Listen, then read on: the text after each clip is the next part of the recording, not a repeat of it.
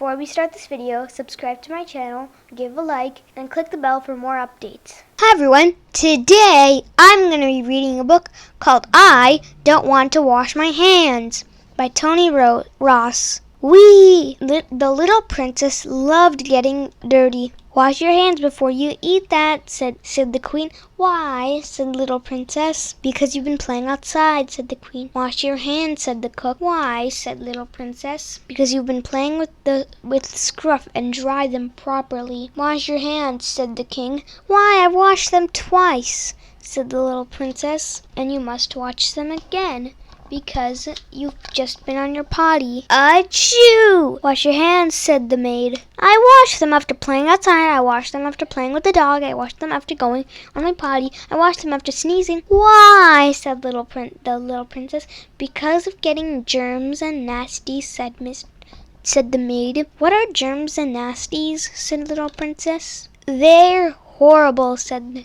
maid. They live on dirties. They live on animals. And in the sneezes. They can get into your food and then into your tummy, and they'll make you ill. What do germs and nasties look like? Said little princess. Worse than crocodiles, said the maid. I've got no crocodiles on my hands, because crocodiles are bigger than you. Germs and nasties are smaller than crocodiles, said the maid. They're too small to see. I'd better wash my hands again, said the little princess. Do I have to wash my hands after washing my hands?